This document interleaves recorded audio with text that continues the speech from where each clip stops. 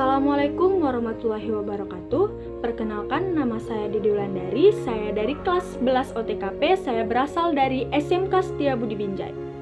Pada kesempatan kali ini, saya akan memberikan refleksi mengenai kesepakatan kelas yang sebelumnya sudah dibuat oleh Ibu Tridiani Kurnia Fitri. Kesepakatan ini berisi tentang kebiasaan positif yang harus dilaksanakan setiap warga kelas. Dan yang saya rasakan sendiri, setelah dibuat kesepakatan kelas, terciptanya rasa kekeluargaan, sifatnya kelas yang nyaman, dan kelas dengan penuh rasa kekeluargaan. Dan kedepannya, melalui penerapan kesepakatan kelas ini, saya yakin akan semakin banyak budaya-budaya positif yang tercipta di sekolah kami. Sekian dari saya. Assalamualaikum warahmatullahi wabarakatuh. Assalamualaikum warahmatullahi wabarakatuh. Perkenalkan, nama saya Kizek Ramadan Lubis dari kelas 11 TKJ. Pada kesempatan ini saya ingin menyampaikan sebuah refleksi tentang kesepakatan kelas. Kesepakatan kelas ini mengenai sebuah budaya positif yang berisi tentang hal-hal positif yang nantinya harus diterapkan kepada seluruh anggota kelas, yang bertujuan juga agar membuat lingkungan kelas menjadi lebih positif dan lebih baik nantinya. Dan hal yang saya rasakan setelah dibuatnya dan diterapkannya kesepakatan kelas ini oleh seluruh anggota kelas, yaitu terciptanya lingkungan yang bertanggung jawab, disiplin, dan saling menghargai satu sama lain. Dan kesepakatan kelas inilah yang nantinya akan dijadikan sebagai contoh sebagai berperilaku positif di lingkungan sekolah. Itu saja yang dapat saya sampaikan. Sekian, terima kasih. Wassalamualaikum warahmatullahi wabarakatuh. Assalamualaikum warahmatullahi wabarakatuh.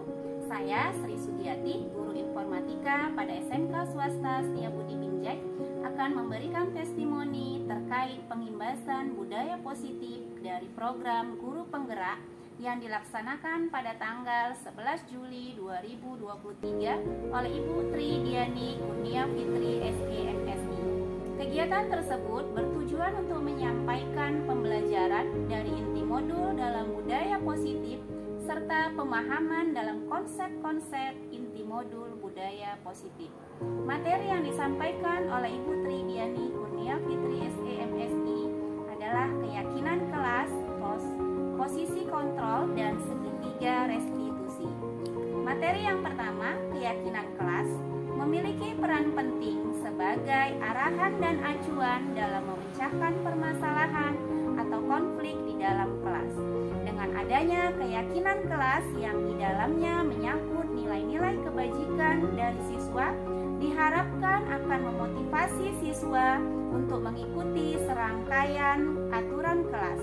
Keyakinan kelas ini juga lebih nyaman dilaksanakan siswa karena dibuat tanpa keterpaksaan dan dengan komitmen bersama. Materi yang kedua yaitu 5 posisi kontrol yang biasa dilakukan seorang guru dalam upaya pendampingan terhadap siswa. Yang pertama, sebagai penghukum. Kedua, membuat orang merasa bersalah. 3, sebagai teman. 4, sebagai monitor atau pemantau. Yang kelima, sebagai manajer. Tujuan akhir dari 5 posisi kontrol yaitu sebagai manajer. Manajer adalah guru dapat memposisikan diri sebagai mentor untuk berbuat sesuatu bersama dengan siswa. Mempersilahkan murid mempertanggungjawabkan perilakunya, mendukung murid agar dapat menemukan solusi atas permasalahannya sendiri. Nah, pencapaian akhir dari posisi manajer ini adalah di posisi inilah murid dapat menjadi pribadi yang lebih merdeka, mandiri, dan bertanggung jawab terhadap sikapnya hingga menciptakan lingkungan yang nyaman dan aman.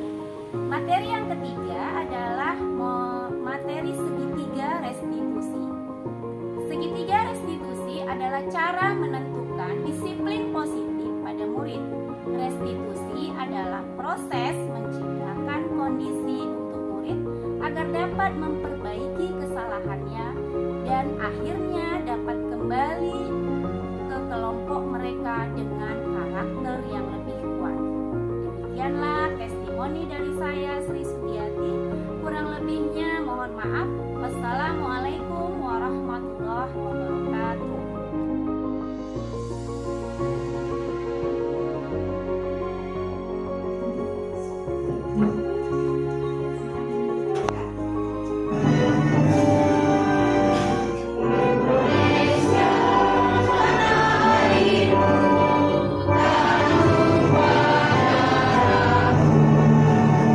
Di sanalah aku berdiri, jari mana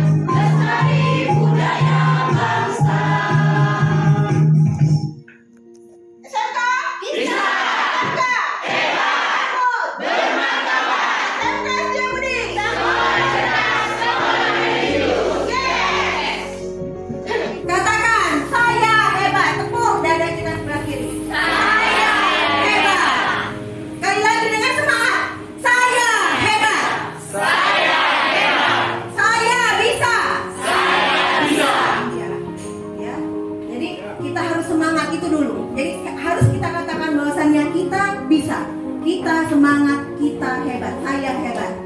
Kalau sudah saya hebat, berarti kita bisa meneruskan atau meneruskan ke anak didik kita. Terima kasih, Bapak Ibu silakan duduk kembali. Bismillahirrahmanirrahim. Rabbis shrahli sadri wa yassir li amri wahlul 'uqdatam min lisani yafqahu qawli. Assalamualaikum warahmatullahi wabarakatuh.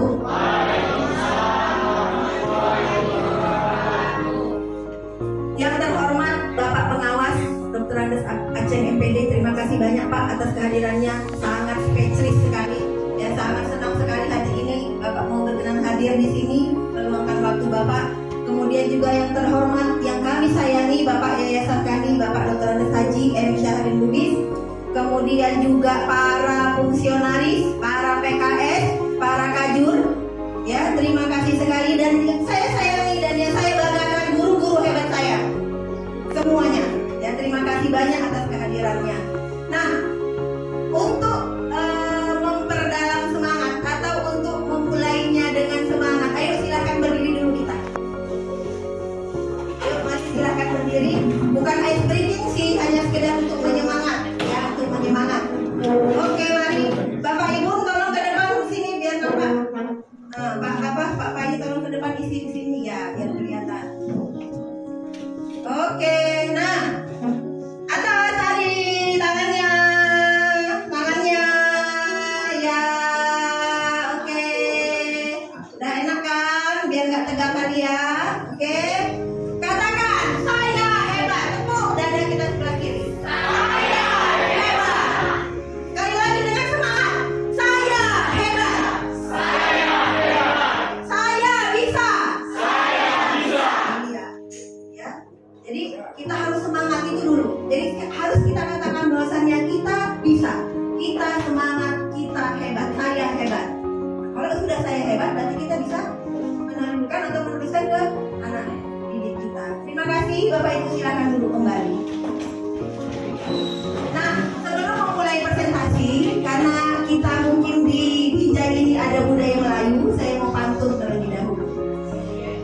Cakep, gitu ya. Oke, jalan-jalan ke kota Binjai, pulangnya membawa sebungkus siomay. Kepada hadirin mohon permisi untuk mempresentasikan hasil diskusi ini. Baik, nah hari ini saya akan membahas terkait budaya positif Bapak Ibu. Alhamdulillah seperti Bapak Ibu yang ketahui ya, saya kan lulus DGP. Jadi ada beberapa modul yang sudah saya pelajari dan hari ini modul itu terkait tentang budaya positif, modul di 1.4 ya. Lanjut Pak Surya. Nah, ada kebutuhan 5 kebutuhan dasar ya, 5 kebutuhan dasar kita sebagai manusia. Yang pertama, kebutuhan untuk bertahan hidup. Kemudian cinta dan kasih sayang. Lalu kebebasan, lalu kesenangan dan kekuasaan. Ini tidak akan hilang dari kita sebagai manusia ya. Ada 5 kebutuhan dasar kita. Kebutuhan untuk bertahan hidup untuk apa? Makan paling tidak ya kan, untuk pakaian, sandang, pangan semua. Kemudian untuk cinta dan kasih sayang, kita butuhkan affection, kehangatan. Kita suka dipeluk, kita suka disapa, kita suka disayang. Kan seperti itu ya Bapak Ibu ya. Nah, kebebasan, kita juga bebas, kita pengen bebas. Jadi siswa juga kita seperti ini, siswa kita. Mereka butuh cinta dan kasih sayang kita. Mereka butuh kebebasan, mereka butuh kesenangan dan kekuasaan. Jadi itu memang sudah normal, sudah hakiki, ada 5 kebutuhan dasar untuk manusia. Nah, lalu ada 5 posisi kontrol di sini. Apa itu? Tentang penghukum. Lalu pembuat orang merasa bersalah. Lalu teman, ya. Posisi kontrolnya lalu monitor atau pemantau. Posisi kontrolnya yang kelima adalah manajer. Nah, yang pertama tentang penghukum. Seorang penghukum bisa menggunakan hukuman fisik maupun verbal. Di sini kaitannya nanti dengan anak-anak kita yang bersalah, Bapak Ibu. Jadi kita sudah tidak bisa lagi menerapkan dengan metode menghukum. Ya, tidak bisa. Nanti ada kasus satu persatu kita bahas. Selanjutnya, membuat orang merasa bersalah. Ini pun terjadi mungkin pada kita, terutama saya. Membuat orang merasa bersalah itu gini Bapak Ibu. Izin ya, ke saya dulu ya. Saya punya anak di pesantren. Ini dia mulai balik, jadi mulai malas dia mungkin dalam hal menghafal Quran itu. Mulai agak kendor dia semangatnya, Bapak Ibu. Jadi apa saya bilang ke dia? Abang, kok tega kali sih abang sama Umi? Nah, seperti itu Bapak Ibu.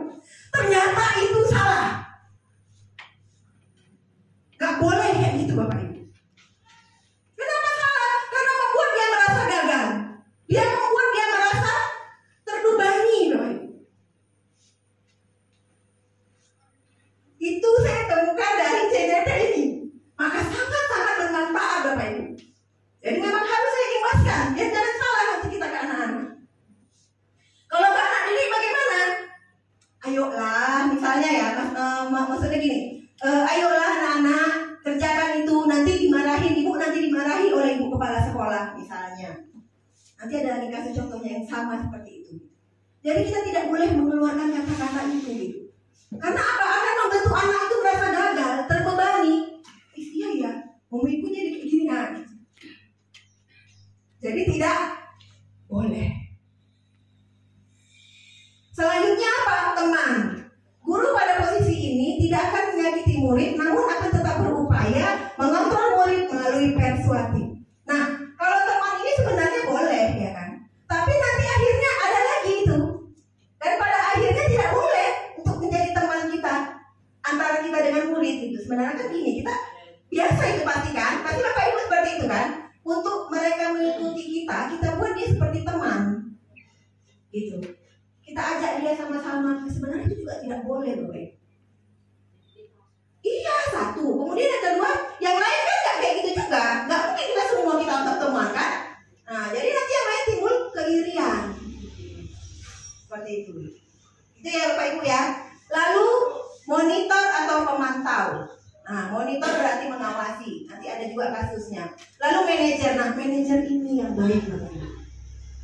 Bagaimana manajer itu? Manajer adalah posisi mentor, di mana guru berbuat sesuatu bersama dengan murid, mempersilahkan murid mempertanggungjawabkan perilakunya, mendukung murid agar dapat menemukan solusi atas permasalahannya sendiri.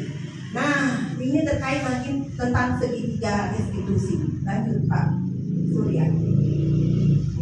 Nah, itu dia. Rupanya kita punya langkah Bapak Ibu. Ini langkah nanti yang akan kita buat. Segitiga restitusi. Apa yang pertama? Yang pertama itu adalah menstabilkan identitas. Ya, menstabilkan identitas. Jadi akhirnya saya berkata ke anak saya, ke anak saya yang di pesantren itu, akhirnya nggak seperti itu lagi. Saya ubah kata-katanya. Jadi seperti ini. Nah, Umi dulu juga pernah berbuat salah. Umi sampai cabut loh nak dari pesantren. Saya memang kebetulan ada pesantren juga kan dulu. Umi sampai cabut loh nak dari pesantren. Tapi alhamdulillah Umi bisa lulus dengan predikat mumtaz. Istimewa, Ibu. Umi bisa dapat juara 1. Abang pun seperti itu. Mungkin abang hari ini abang males ngapal, abang mungkin ogah-ogahan, abang begini. Jadi setiap manusia nak itu memang harus punya salah. Bukan harus, maksudnya pasti pernah salah.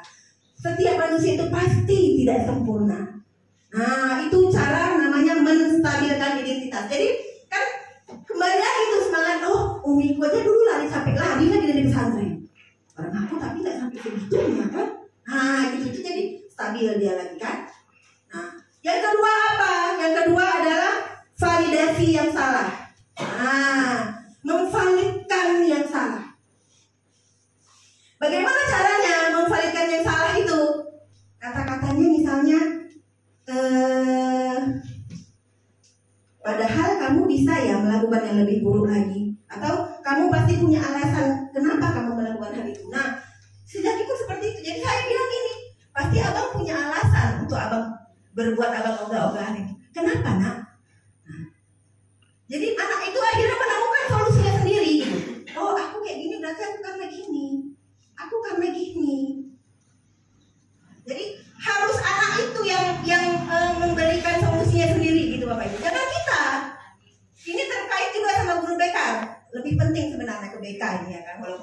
Kita juga harus, karena apakah anak kita juga jangan sampai salah gitu loh. Mendidik anak-anak kita itu gitu. Nah, jadi kita validkan ya, namanya validasi yang salah. Jadi memvalidkan tindakan. Paham ya Bapak Ibu? Paham ya? Nah, setelah itu yang ketiga apa? Yang ketiga adalah menanyakan keyakinan.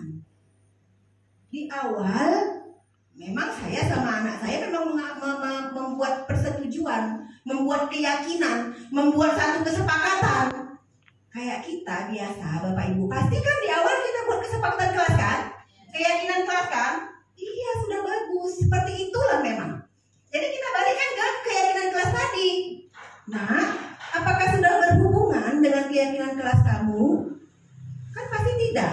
Misalnya anak yang cabut atau anak yang terlambat masuk ke kelas misalnya, kan berarti tidak sesuai dengan keyakinan kelasnya, keyakinan di awal. Nah, jadi kan akhirnya, oh iya Bu, ternyata saya salah.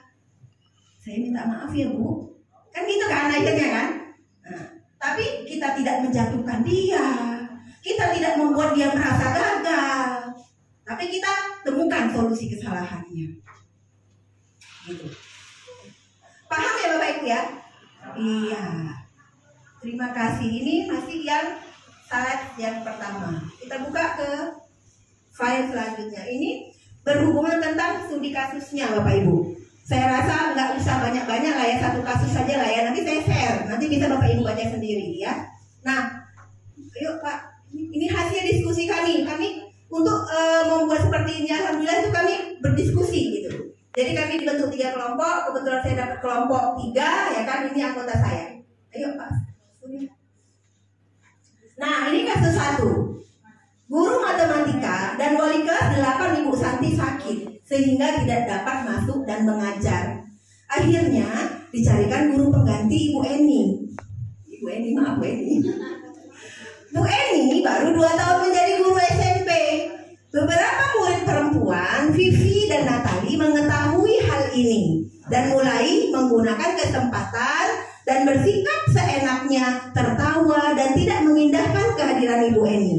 Ibu Eni mencoba menyapa Vivi dan Natali dengan ramah sambil mengingatkan mereka untuk tetap fokus pada pengerjaan tugas. Ayolah, tugasnya dikerjakan. Nanti Ibu ditegur loh oleh Bapak Kepala Sekolah.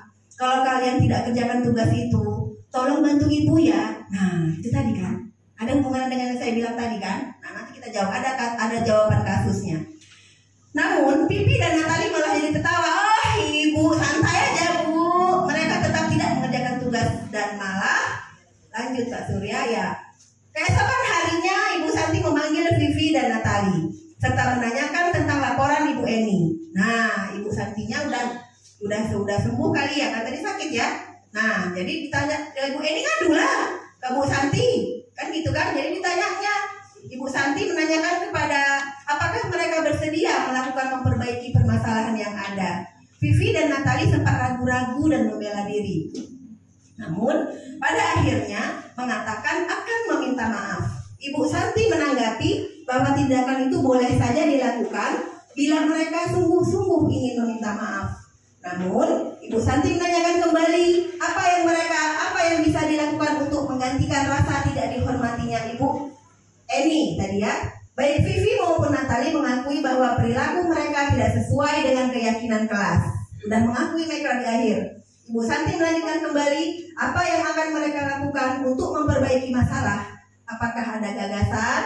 Nah, selanjutnya setelah berpikir sejenak, Natali dan Vivi mengusulkan bagaimana kalau mereka mengadakan sebuah diskusi kelompok dengan teman-teman sekelasnya. Tema yang mereka pilih adalah penerapan keyakinan kelas, terutama tentang sikap saling menghormati dan bagaimana penerapannya di kehidupan sehari-hari di sekolah. Usulan kedua adalah mengirim email kepada Ibu Eni tentang gagasan mereka. Mereka pun memberitahu Ibu Eni bahwa mereka telah memberitahu kepala sekolah bila lain waktu ada ketiadaan guru, maka mereka akan mengusulkan Ibu Eni sebagai guru pengganti. Lanjut Mas. Nah, ini tadi tentang segitiga restitusinya. Menstabilkan identitas. Coba kalau jawaban kami dalam kasus ini tidak terlihat Ibu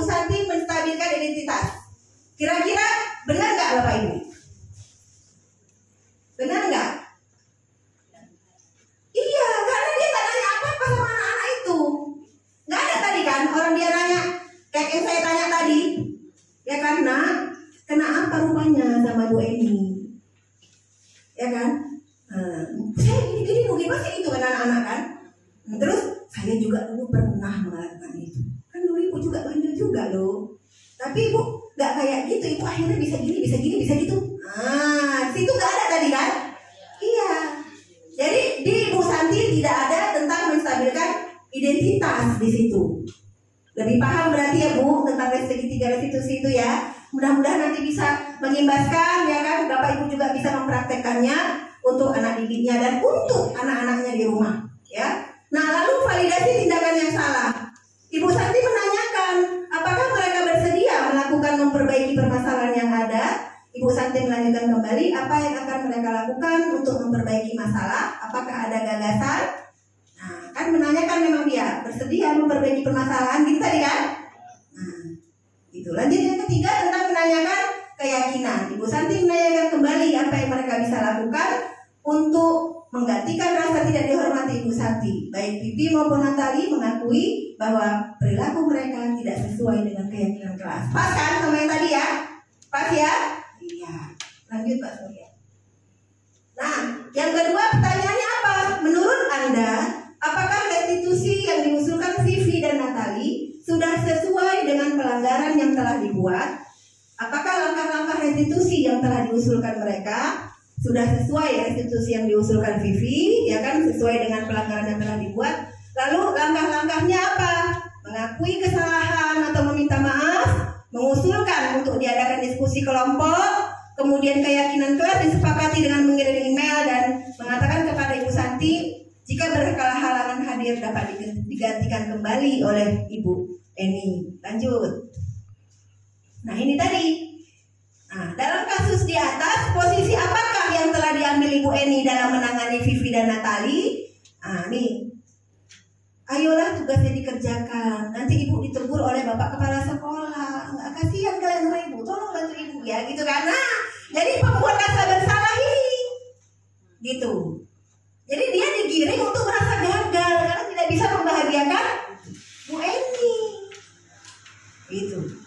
Jadi salah karena saya pun gitu Bapak Ibu. Makanya ya Allah, alhamdulillah bermanfaat sekali lah ilmu yang saya dapat ini. Ternyata salah sekali. Jadi sekarang saya sama anak saya pas saya bilang, Bang, ayo Bang, semangat untuk menghafal kembali Bang, untuk mensiarkan agama kita Bang. Udah gitu kata-katanya. Udah gak mau untuk Umi lagi kok. Dulu kan untuk Umi loh Bang, biar Umi bangga Bang, biar Umi senang Bang, biar nanti kita memakai Ibu memakai mahkota di surga. Yang saya bilang seperti itu salah. Kan dia terbebani jadinya. Gak boleh rupanya seperti itu gitu. Jadi udah santai aja, jalani aja gitu ya Bapak Ibu.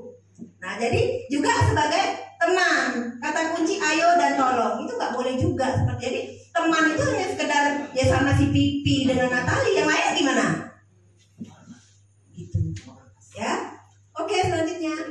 Nah jika Anda adalah Pak Hasan, bagaimana Anda menyikapi Pak Sekolah tadi ya? Jadi langkah yang diambil Ibu Santi sudah benar. Hanya saja ada langkah restitusi yang belum dilakukan Ibu Santi, yaitu menstabilkan identitas. Langkah ini sangat penting dilakukan sebelum anak memutuskan untuk memperbaiki keadaan sebelum keyakinan kelas disepakati. Begitu Bapak Ibu. Ada kasus kedua ya Pak Surya ya? Udahlah itu nanti 2, 3, 4 ada 4. Nanti saya share aja ke grup besar kita ya. Jadi ada pertanyaan Bapak Ibu?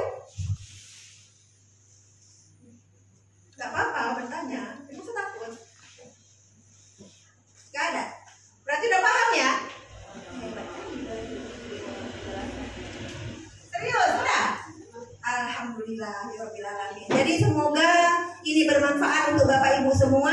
Nanti kasus kedua, ketiga, keempat kita akan bahas bersama-sama kembali dan saya akan sharekan ke grup besar kita ya Bapak Ibu. Di akhir